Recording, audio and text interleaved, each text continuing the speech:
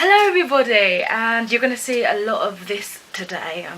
These shoulder things, they just don't work for me, but they look textured and they're interesting to see, especially when you only see this half of me.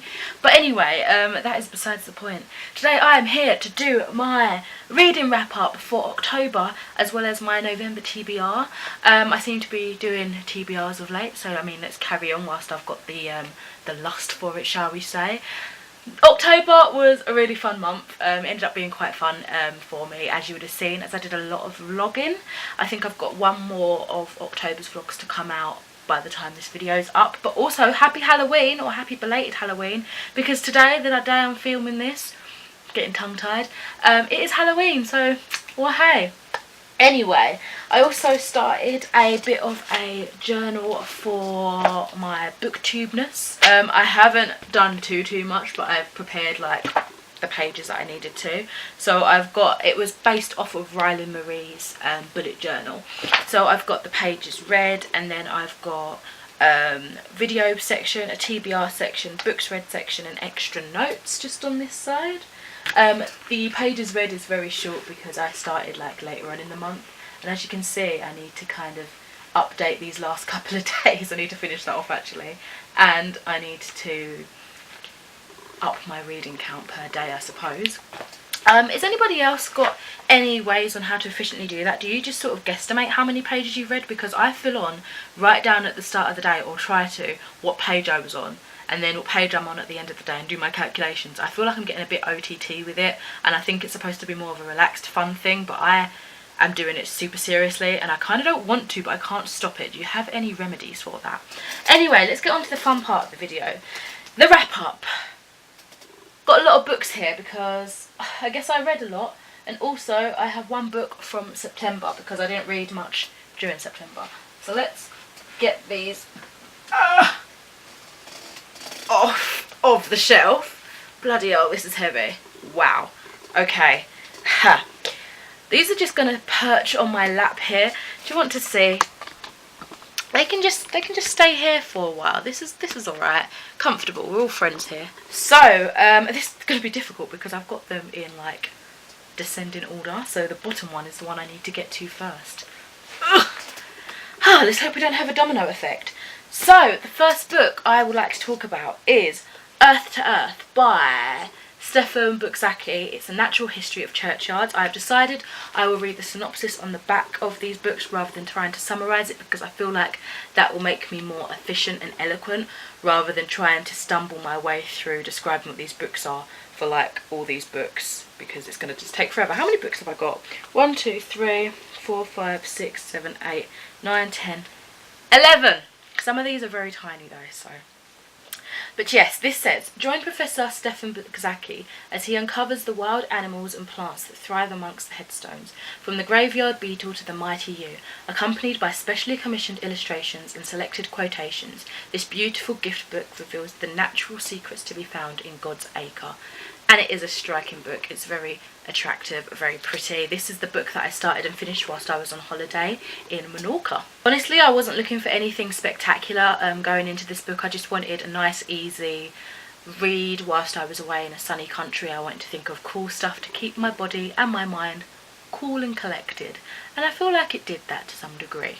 I will say though, I read this book just to read it, if you know what I mean. Like, I feel like if I was reading a fiction book just to finish it, just to read it, I would be disappointed. But because this was non-fiction and I was pretty much just learning as I was leisurely reading it, I didn't see a problem with that. Sometimes it's alright to just pick up a book and just read it to read it, not really get, you know, an amazing experience out of it, but you're not getting the worst. It was just a nice leisurely breezy read. I really enjoyed the little snippets of poetry and like quotes from books that were just sprinkled in here. I don't know, it just spiced it up a little bit and made it a little bit more entertaining, I guess you could say. I gave this a 3 out of 5 stars all in all.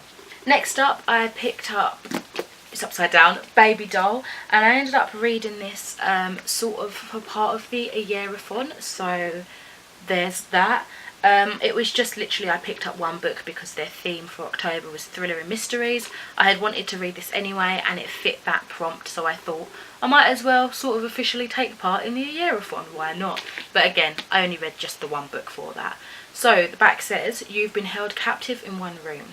You've been mentally and physically abused every day since you were 16 years old. Then one night you realise your captor has left the door to your cell unlocked. For the first time in 8 years you're free. This is what happens next." So yeah, this is Baby Doll by Howdee-haie. I will say there's a massive trigger warning here for abduction, physical, sexual abuse, that sort of stuff. So if that does feel unsettling for you, don't read this book. And if you don't want to hear about it at all, skip ahead until you don't see this book being held up. I actually wanted to read this quite a few years ago when I first saw it on NetGalley.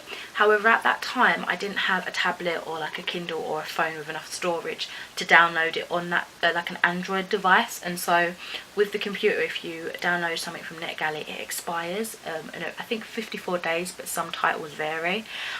So I just didn't get around to it in time, and then like a few years later, forward wind a few years later, and my sister-in-law had bought this, and I was like, oh, I want to read that. Anyway, long story short, they all moved out. This was left behind, and I thought, I'm going to read that. So here it is in my hands. I have read it. So I ended up giving this a 3 out of 5 stars. Straight away, I enjoyed reading from different perspectives and how they all react or relate in some way to our main character, who is called Lily.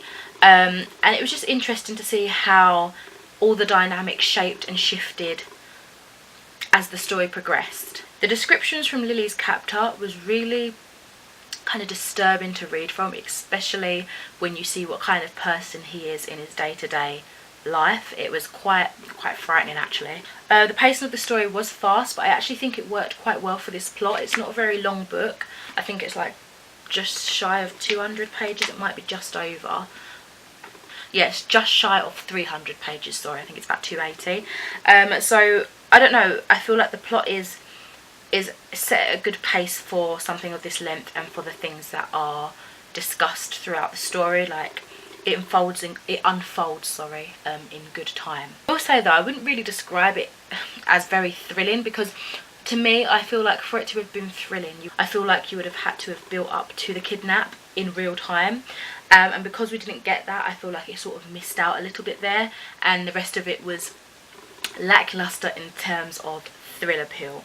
But regardless, it was still an enjoyable read, and I'm glad to have finally got to it after all of these years. Landslide! All the books are shifting! Ah! Okay, on to the third book, and that was one that I've been reading for a mighty long time.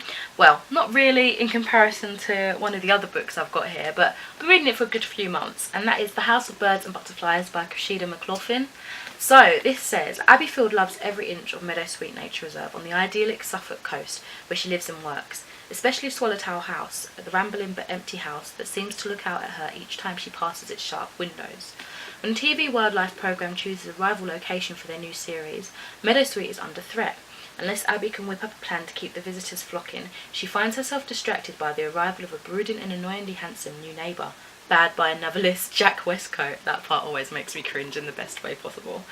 With the pressure on, Abby and her cute rescue husky Raffle must pull something special out of the bag.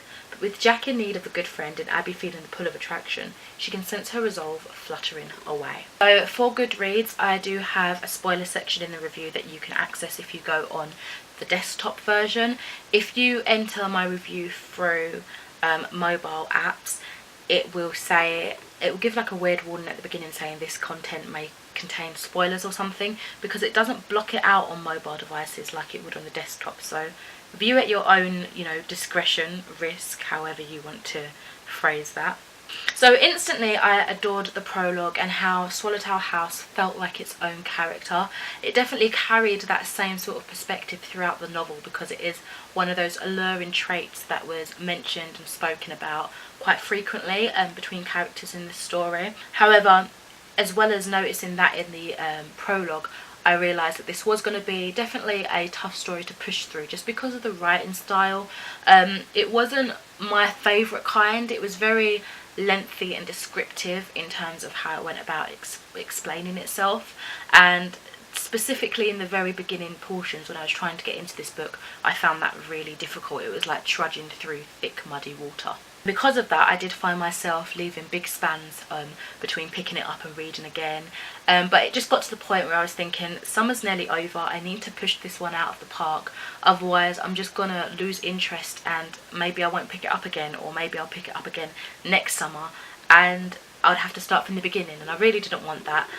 It got to the point where I was reading big chunks at a time and I was getting really into it, and I thought, I'm just going to continue, I'm just going to finish it off before it gets to that point. I really enjoyed the characters and the dynamics and growths of all of them throughout this story, and by the end of it, as strange as it sounds, I found that we were friends. I know they don't exist, I know that might sound crazy, but you guys, come on, you know, you're story lovers as well. I felt like I knew these characters as people and that we had bonded.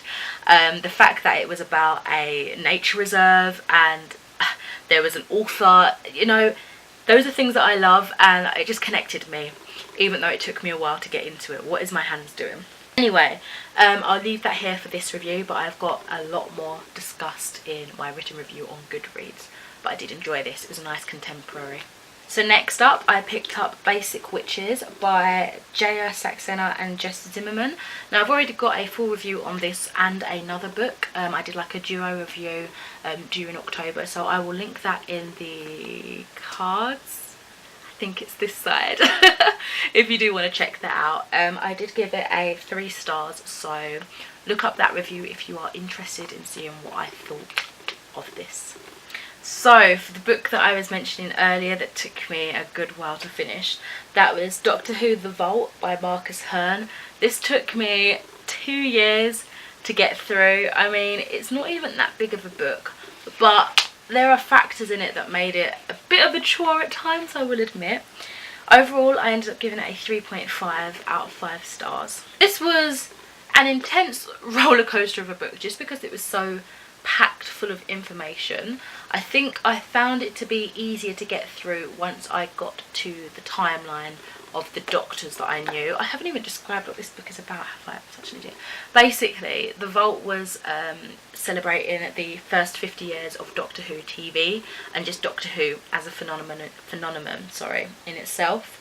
So we've got like timelines of all the doctors in the first 50 years, and it's got like pages discussing how that series went. It's split into years, and then it's got the seasons and what episodes were in each season, the struggles that the production team had in terms of cast and fearing, you know, cancellation and everything, and trying to market to an audience that wasn't interested at certain times. And it was really interesting, but it was dense because of the amount of information that it put in. And as I said, the early years of Doctor Who, obviously I wasn't around for then, so I didn't feel like a relation, a connection to it, and that made it a bit more labouring to go through. But as I already mentioned, getting to the Eccleston era, that's when it started to speed up for me, and I was like, yes, I'm remembering these. And admittedly I did end up skimming parts, but finally finished it. Glad that I have got that out of the way, and I actually still feel so fueled with Doctor Who knowledge. And I was mentioning on Instagram, I think, I feel like nobody cares, but I'm just like, I'm like a little vessel waiting to explode or something with all of this Doctor Who facts. However, if you probably ask me something outright, I'll be like, I just need a moment of like 10 minutes just gushing unfiltered Doctor Who facts, and then I'll be good to go. I just need to get that out of my system, and then we can carry on. So now we're getting on to the books that I picked up for Mercy's Bookish Musings Autumn Readathon. But I will say that I did decide kind of last minute to join in on this. But the prompts were a spooky or gothic novel, a non-fiction that feels autumnal, a cold location, or a historical fiction. And the bonus prompts were a short story collection and an adult novel about a young female. So I actually started with the bonus prompt first and went for a short story collection. Basically, as cheeky as it was, I was saving like the final last story in this collection to read in that week, just so I could say that I'd taken part, and that's all I was going to do. But I thought, no, I need to actually probably take part, so I chose 2 other books to work for the other prompts. But for the short story collection, I finally finished off Summer Days and Summer Nights by Stephanie Perkins, and as you can see, that pretty gold font, it really doesn't last up too well. It's really deteriorated, but other than that, it's a beautiful naked hardcover book, and I think that is one of the striking things that got to me. So it's basically 12 summer romances, and to begin with I was thinking, oh, I just want it for an easy breezy, you know, summertime. I do like to sometimes dip into these sort of stuff during those seasons, just to, I don't know, easy reads I like to think. And oh, I've just thrown everything everywhere. Oh no, come back to me. Okay, I got it. So this ended up getting a 4.5 out of 5 stars for me. If you go on my Goodreads review, you'll see all of the stories reviewed with their individual star rating, and then in my mind it worked out to be an overall 4.5 stars.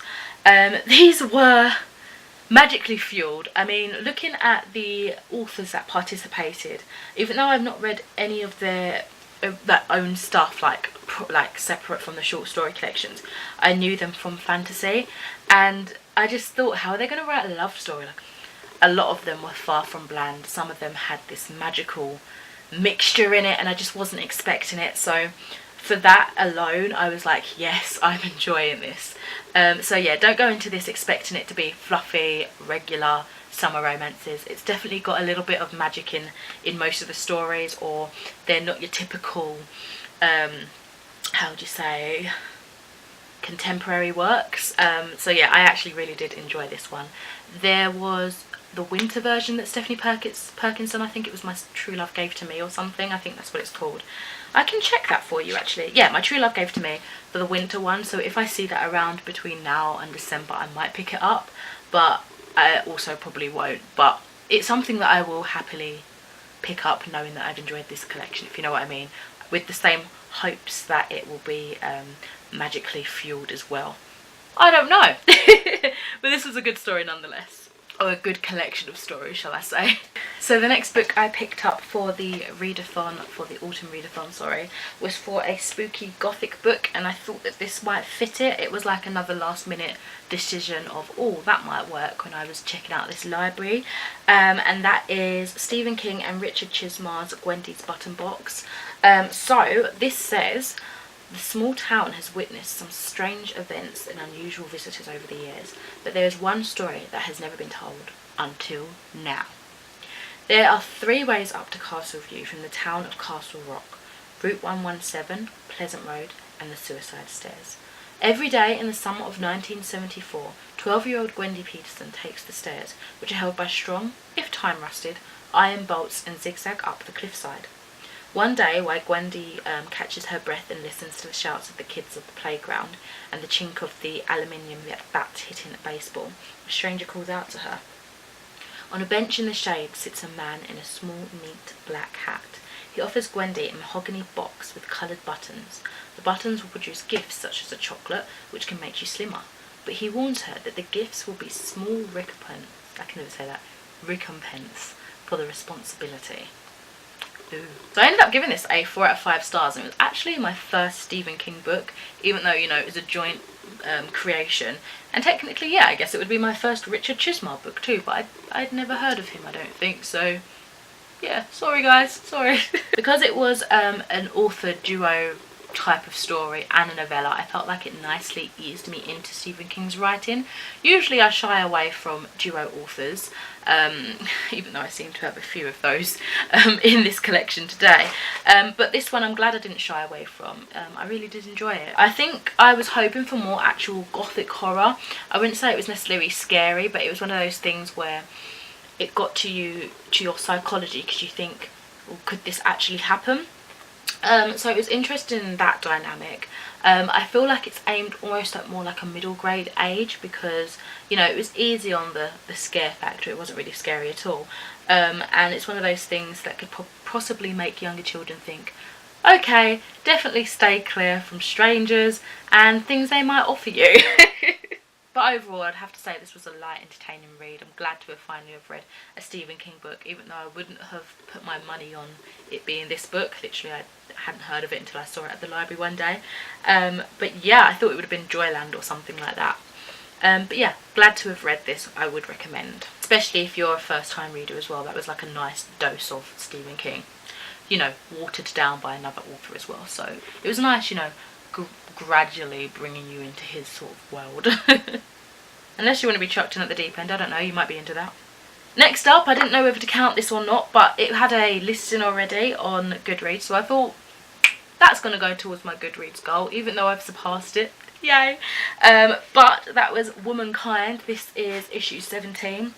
It goes by Unicorn on Goodreads, but in the back system it goes by Scotland, so it's about unicorns and it's about Scotland. Which is pretty cool. You probably could guess that from Mary Queen of Scots and the unicorn in her hand. Beautiful illustration. This definitely intrigued me. Again, Mercy Bookish Musings brought this to my attention and I thought I've got to check it out. I think issue 18 is available now, so I might pick that up. But yeah, this was my last book piece of literature to join in for the autumn readathon, and this counted as my non-fiction that feels autumnal, because it did. Scotland feels very autumnal to me, and they had a lot of nature writing included in this too, and Mercy likes to think that nature writing counts as that sort of prompt as well. So that was sort of one of her suggestions. So yeah, I finally picked this one up and I really enjoyed it. This actually got a 5-star from me, and I've got to say, like, I'm so glad I decided to pick it up. There are some back issues that I'm thinking of ordering from the website as well that seem really interesting. Let me tell you, there are specific ones for like certain countries, or they've got certain like points that they're about. Where is it?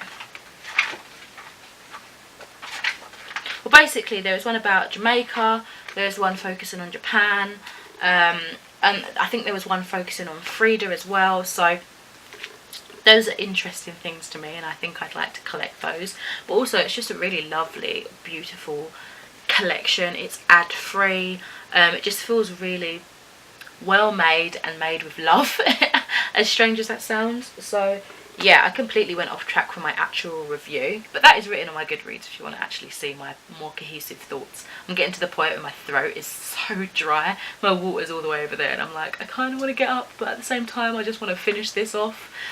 So I think I'm going to finish this off. Pray for me, guys. Almost there anyway. Literally 3 more things just to quickly discuss. One of them isn't even like a proper review, because it was a sample for Map of Days by Ransom Riggs. That in no way describes how I felt about that sample. I really enjoyed it. Oh my god, I'm so sorry. Why did I do that? I'm so sorry. Basically, I won't go into too much depth. Obviously, I don't know too much about it because it was like chapter 1 sample. But I've spoken about it a little bit more in my vlog, the final vlog for October. And it's book 4 in the Miss Peregrine's Home for Peculiar Children series, and it's just made me super excited to read the new book. It's already out. I think it came out on October 2nd, October sometime, I'm pretty sure, and I think I'll be getting my hands on a copy very, very soon. So lastly, onto the 2 books that I finished today. The first out of those 2 was The Triple Knife by Jenny Colgan. This is a collection of 5 short Doctor Who stories focusing on some of the women that were, I guess, influential companions to the Doctor. So it says, join the women of the Whoniverse for 5 thrilling Doctor Who adventures by Sunday Times best-selling author Jenny T. Colgan. In The Triple Knife, Ashilda, a young Viking girl, has been brought back to life after a brave death. Now immortal, she has lived longer than anyone ever should, and lost more than she can even remember. Picnic at Asgard follows the mysterious River Song, who, married to a Time Lord, has to keep track of what she did and when, even if it may not have happened to her yet. Into the Nowhere, Clara and the 11th Doctor land on an unknown alien planet that's not on any maps or star charts. What could be so terrible here that its existence has been erased? She also joins the 12th Doctor in 2 further short adventures, All the Empty Towers and A Long Way Down. So again, I've got individual reviews and ratings on my Goodreads if you do want to check that out. But overall, I gave it a 3.5 out of 5 stars. I found the first story not to be the strongest, but it definitely got better from there onwards. Really enjoyed some of these stories. I think my favourite one was Picnic at Asgard. That got the highest rating for me of 5 stars. So yeah, this was a nice little dive into, you know, Doctor Who short stories. Doctor Who fiction, I guess you could say, because I don't really read Doctor Who fiction. Was this my first one? Possibly. It's aside from the vault, that was like more of a history and a timeline sort of thing. This was good. I enjoyed it. Lastly, a little book that I've been mentioning here and there in the vlogs. This is The Clutter Bust Hallows, Dowtales No. 4 by Phil and Jackie Lovesaye. This I gave like a high sort of 2.5 out of 5 stars. Some of you might think, oh, is that harsh? Well, I think, oh, I'm throwing things around, oh my god. It's a little bit difficult for me to review just because it's 22 pages. It's so small, it's so cute and tiny. But I couldn't get too into it because, first of all, it's only a very short story, and second of all, they've got these weird and wonderful phrases and words that they say, and there is a glossary at the back, but I just found it a little bit stunted in trying to figure out what they were saying. I think obviously this will get easier as you read more of these little stories and you get to understand the vocabulary of these characters, but that was just one of those things that I was just like, oh, what? And also I would have loved to have seen more illustrations in this. I think the illustrations is what made me fall in love with the concept of Mattock the Hare, which I follow on Instagram, and I follow Jackie Lovesaye on Instagram as well. The illustrations are just magical, so yeah. But I got this out of their little Mattock the Hare October box on Etsy, and I'm happy that I did get it. It came with some other little goodies and bits and bobs. But yeah, it's just a cute little story. I made a listing for it on Goodreads because it didn't have one, so I do apologise if I don't have all the right details. So that is it for all the books that I've read. Shall we quickly whiz on to my TBR? I think we should. I know this has been a very, very long video. I'm so sorry. I should have pre-warned you and told you to get a snack and a cup of tea or a hot beverage or cold beverage of your choice, but I didn't think, and I'm sorry. Okay, I'll do better next time, I promise. So these are the books that I want to read during November. Let me just check my little reading journal just to make sure I've got all the things that I wanted to have. Well, one of them I don't own yet, so I'll quickly say that one, and that is obviously Map of Days, which is the 4th book in Ransom Briggs' series. So I will be getting that shortly, and then obviously I'll try and read that as soon as I can in November. And then for books that I want to continue, we've got Hush Hush. So I'm just kind of aiming to read the first book in this because this is a 2-book bind up of Hush Hush, and I think it's Crescendo. Yeah, I think the other one might be Crescendo. So yeah, I just want to finish off Hush Hush. I am currently 166 pages in this. So far it's just like, it's alright, you know, it'll do for now. And then I also want to start Eve of Man because I didn't get to start this last month, and this is one of those books that keep reoccurring. I really, really want to read it, but every time I put it in a TBR or something, I just haven't got around to reading it, or the months run out and I've just not picked it up yet. So I do want to continue with this. So this says, I won't bother talking about Hush Hush because I've been talking about that a fair bit in my vlogs, I think, but this I'll quickly refresh your mind. So it says, against all odds she survived the first girl born in 50 years. They called her Eve. All her life Eve has been kept away from the opposite sex, kept from the truth of her past, but at 16 it's time for Eve to face her destiny. 3 potential mouths have been selected for her. The future of humanity is in her hands. She's always accepted her fate. That kind of reminds me of like The Bachelor or something, or like the Selection series, which I haven't read and I didn't want to read, but this is set in like a sci-fi sort of version. I know they're sort of like, are they dystopian or something, but out of the two, even though I feel like dystopian and sci-fi go hand in hand, I will always prefer sci-fi because dystopian's just a bit too action paced, maybe. No, that's not it. It's just too more like broken world. I don't know. Whenever I think of sci-fi, I just think of space travel, and that excites me more than a broken earth of some sort. I don't know. I'm probably really contradicting myself. Anyway, until she meets Bram Stoker, Eve wants control over her life. She wants freedom, but how do you choose between love and the future of the human race?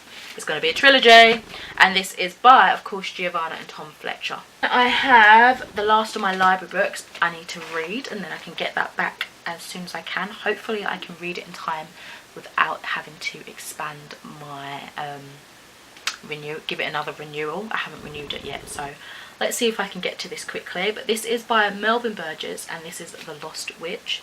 This says, if you want to be yourself, you must join us. You must put away everything you know, everyone you love, and you must follow us. B has started to hear and see things no one else can. creatures, voices, visions. Then strangers visit her and tell her she is different. She has the rare powers of a witch. They warn Bee she is being why can't I read? Hunted. Wow, I'm struggling here, guys. I'm struggling. What's wrong with me? Her parents think she is hallucinating and needs help. All Bee wants to do is get on with her life and to get closer to Lars, the mysterious boy she has met at the skate park. But her life is in danger and she must break free. The question is, who can she trust? And then I would also like to get some of my ebooks read, my NetGalley books. I've requested some more and been accepted for them, so I'd like to read at least one NetGalley book this month if I remember. But the fact is I have all these physical ones and they're just in my eyesight, so I see them and I remember all the time I need to pick them up, but I just have to make more of an effort with my ebook these days. And then lastly, I decided I wanted to do a sort of Roald Dahl themed month or something. I don't know, I just want to read some Roald Dahl this month, and I've got a lot of his books that I got for like £4 in Asda at one point, and then one of his adult short stories that I got at the same time as another one. There's 3 in this like series, I think. But yeah, I might do like a weekly vlog hopefully where I'll read some of these, most likely the children ones, and then yeah, that might be nice. So this is them. We have Boy Tales of Childhood, and it says it's an autobiography about Roald Dahl. Throughout his young days at school and just afterwards, a number of things happened to Roald Dahl that made such a tremendous impression he never forgot them. Boy is the story of Roald Dahl's childhood, tales of exciting and strange things, some funny, some frightening, all true. And then we've got Fantastic Mr. Fox, and it just says on the back, did you hear that, Mr. Fox? It's not over yet. We're not going home till we've strung you up as dead as a dingbat. Delightful. Then we have The Twits, which I remember reading when I was younger. Mr. Twit is a foul and smelly man with bits of cornflake and sardine in his bed. Mrs. Twit is a horrible old hag with a glass eye. They've kept Muggle Wump, the monkey, and his family caged in the garden for far too long, and now the monkeys want to take their revenge. I don't actually remember much about that story, to be fair. And then we've got The Witches, which I don't know if I read, but I remember seeing like the film adaptation a few times. It says 1 child a week is filthy. Wait, what? Filthy? Where did I get that from? 1 child a week is 52 a year. Squish them and squiggle them and make them disappear. And then James and the Giant Peach, again another one I'm not sure if I've read before, but I remember the film, or I remember watching it. This one has fuzzy stickers. Look, they actually feel really fuzzy. I like them. I like the texture. Bigger and bigger grew the peach, bigger and bigger and bigger. And then this is Roald Dahl's Deception, Tales of Intrigue and Lies. So I have read Cruelty. I don't know how well you'll be able to see that, but it's got the picture of the little boy on the front. Short story collection. Feel free to check out my Goodreads review on that. I did enjoy it, I believe. But this one says, why do we lie? Why do we deceive those we love most? What do we fear revealing? In these 10 tales of deception, Roald Dahl explores our tireless efforts to hide the truth about ourselves. Here, among many others, you'll read about how to get away with the perfect murder, the old man whose wages end in a most disturbing payment. Our revenge is sweeter when it is carried out by someone else, and the card sharp so good at cheating he does something surprising with his life. Roald Dahl reveals even more about the darker side of human nature in the 4th century editions: Deception, Lust, Madness and Cruelty. So there's 4, not 3. But there's that. Blimey man, this was a mammoth task to do. This was such a big video. I blame myself for reading so much and for wanting to read more. I mean, what a cheek, Jen. Anyway, thank you so much for watching. Please let me know what books you read during October and what you hope to read in November if you've got like a little bit of a TBR. Hopefully I get on with these books. It's going to be a suddenly very different life for me. That sounds very dramatic. It's not that dramatic, but it's getting busier in this adulting life, so I don't know if I can ace all of these books, but I will give it a really good try and I'll let you know as life goes on. So yeah, make sure you're following me on my socials. All of those are linked in the description to see what I'm up to in terms of what I'm reading, what I'm finishing, what I'm reviewing. And yeah, until next time my friends, I shall speak to you soon. Bye bye.